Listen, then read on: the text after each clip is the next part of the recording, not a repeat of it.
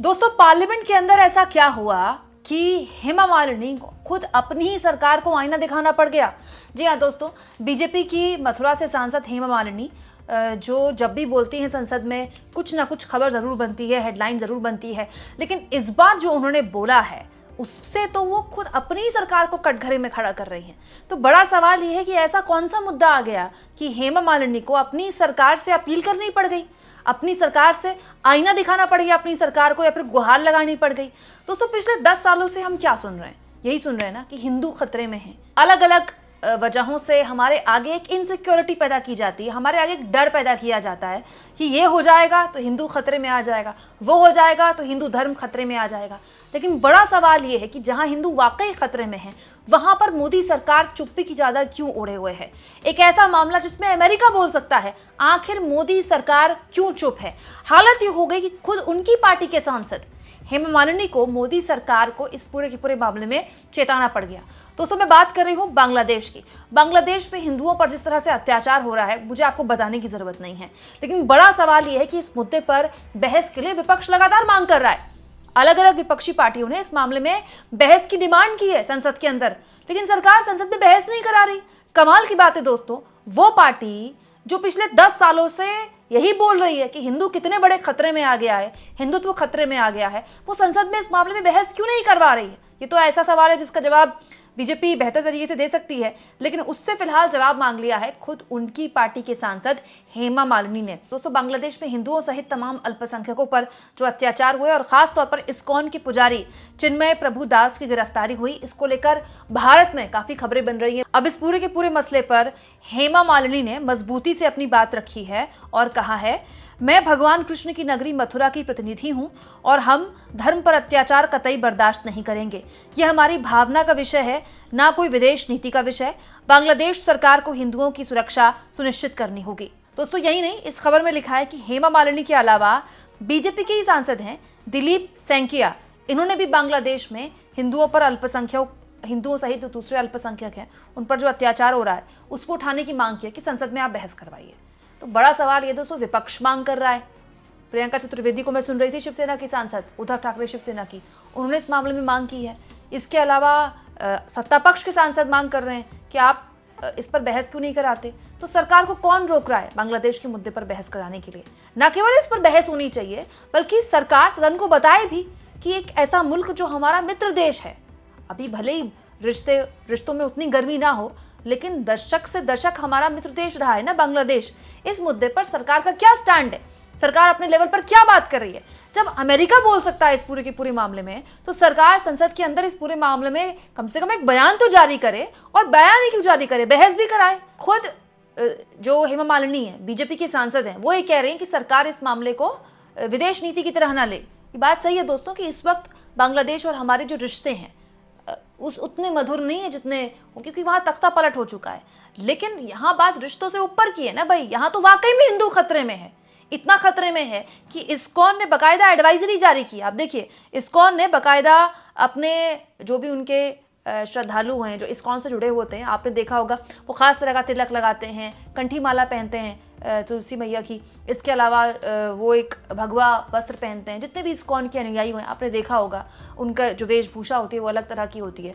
यहाँ पर इस्कॉन ने बकायदा बयान जारी करके कहा है कि अगर इस तरह की कोई वेशभूषा है तो अपनी वेशभूषा आप बदल लीजिए, सर को ढक लीजिए, तिलक मत लगाइए। सोचिए कितना खौफ वाला माहौल है बांग्लादेश में कि एडवाइजरी जारी करनी पड़ रही है इस्कॉन से जुड़े लोगों के लिए, इस्कॉन को, कि तिलक मत लगाइए, अपने आप को छुपा के रखिए, अपनी आस्था को छुपा के रखिए। कितना खतरनाक है ये। यहाँ तो वाकई में हिंदू खतरे में है। तो फिर सरकार इस मामले में बहस क्यों नहीं करा रही है? सरकार इस मामले में संसद के अंदर बयान क्यों नहीं जारी कर रही है? ये तो खुद उनकी ही सांसद कह रहे हैं, भाजपा के ही सांसद कह रहे हैं। हालत ही होगी दोस्तों कि शेख हसीना जो इस वक्त भारत में ही है, जिनको भारत ने पनाह दी हुई है, वो तक इस पूरे मामले में खुलकर बोल रही हैं। दोस्तों, इस पूरे मामले में शेख हसीना ने तो चुप्पी तोड़ी है और हिंदुओं पर हमले को लेकर यूनिस सरकार पर तीखा हमला बोला है।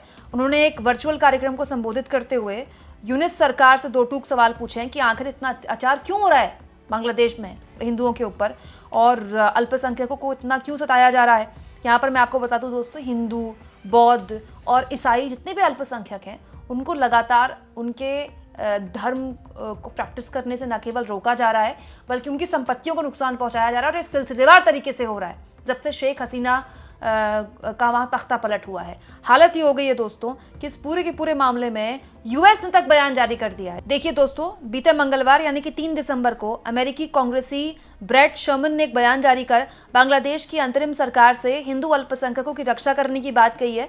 शर्मन ने हिंदुओं के खिलाफ हो रहे अत्याचारों के संबंध में बांग्लादेश हिंदू बौद्ध ईसाई एकता परिषद और संयुक्त राष्ट्र मानवाधिकार उच्चायुक्त वोल्कर तुर्क से जांच की मांग की है। मतलब यूएस के एक सांसद इस पूरे मामले में चिंता जाहिर कर सकते हैं, लेकिन हमारी संसद में इस पर बहस नहीं हो सकती। और बनाना आपको हिंदू राष्ट्र है, मतलब आपको हिंदुओं के नाम पर हिंदुओं को डरा कर, हिंदुओं के अंदर एक इनसिक्योरिटी पैदा करके कि देखिए हिंदू खतरे में है, आपको वोट चाहिए। न्यूज़ चैनल्स में सुबह से लेकर शाम तक बांग्लादेश में हिंदुओं पर जो अत्याचार हो रहा है उसको लेकर खबरें दिखाई जाती हैं। उन खबरों के जरिए साइकोलॉजिकली हमारे दिमाग में एक भ्रम, एक डर पैदा किया जाता है। एक डर कि देखिए जहाँ पर हिंदू खतरे में हैं वहाँ पर उनके साथ कितना अत्याचार हो रहा है, वहाँ पर उनकी दुकानें जलाई जा रही हैं, वहाँ पर उनके साथ लगातार अलग अलग तरह के क्राइम्स हो रहे हैं उनके खिलाफ।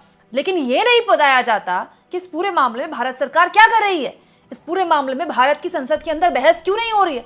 दोस्तों, इस मामले में तो सरकार को विपक्ष का विरोध भी नहीं झेलना पड़ेगा। विपक्ष साथ है, विपक्ष चाह रहा है बहस हो, लेकिन सरकार बहस नहीं करवाना चाहती। दोस्तों ये देखिए, ये ताज़ा खबर मैं आपके लिए लेकर आई हूँ। बांग्लादेश में हिंदुओं के खिलाफ नहीं थम रही हिंसा, 200 परिवारों को घर छोड़कर भागना पड़ा।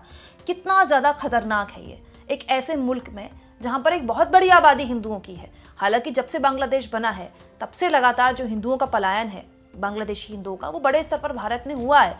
लेकिन फिर भी शेख हसीना का जो भी टेन्योर रहा, एक लंबा वक्त बांग्लादेश ने बहुत शांति का देखा है। शेख हसीना के टेन्योर को लेकर बहुत से आलोचक अपनी अपनी बात रख सकते हैं, लेकिन उनके टेन्योर में कभी भी हिंदुओं पर इस तरह के अत्याचार नहीं हुए, ना हिंदुओं पर, ना बौद्ध पर, ना फिर ईसाइयों पर। ये बेसिक उस सरकार के दौरान ये कर्टसी बनाए रखी गई। लेकिन देखिए अब जो सरकार आई है वहाँ पे तो खुलेआम हिंदुओं पर अत्याचार हो रहा है। और हैरानी इस बात की है कि हिंदू खतरे में है, ये डर दिखाने वाली पार्टी भारत में सत्ता में है, और भारत सरकार इस पूरे के पूरे मामले में संसद में बहस कराने के लिए तैयार नहीं है।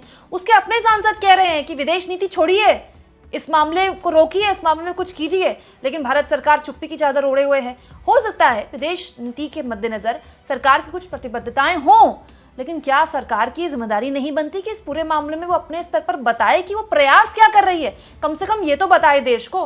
बस एक डर दिखाकर, एक खौफ पैदा कर आपको वोट तो लेने हैं हिंदुओं से, लेकिन जहां हिंदू वाकई में खतरे में है उसको लेकर कम से कम जानकारी तो देश को दीजिए। अब जब ये सारी चीजें आप देखते हैं तो फिर जब आप ये महसूस करते हैं कि ये जो हमारे अंदर एक खौफ पैदा किया जाता है कि भारत में हिंदू खतरे में है, एक ऐसा मुल्क जहां 85% से ज़्यादा आबादी हिंदू है, जहां का पीएम हिंदू, जहां के ज़्यादातर सीएम हिंदू, जहाँ के राज्यपाल मोस्टली हिंदू, जहाँ की राष्ट्रपति हिंदू, वहाँ इस तरह का खतरा हिंदुओं के अंदर पैदा किया जाता है। और उसके बाद जहाँ वाकई में खतरा होता है उसको लेकर सरकार बात भी करने को राजी नहीं है। इसके पीछे आप क्या वजह मानते हैं? क्या ये सारी चीज़ें लोगों को नहीं दिखती हैं? खासतौर पर वो ब्रिगेड जिसको हम अंधभक्त कहते हैं। कमेंट बॉक्स में ज़रूर लिखें दोस्तों, और जितना हो सके चैनल को शेयर करें, सब्सक्राइब करें, और थैंक्स और ज्वाइन के ऑप्शन से अगर आप चाहें तो कुछ आर्थिक मदद भी चैनल की ज़रूर करें।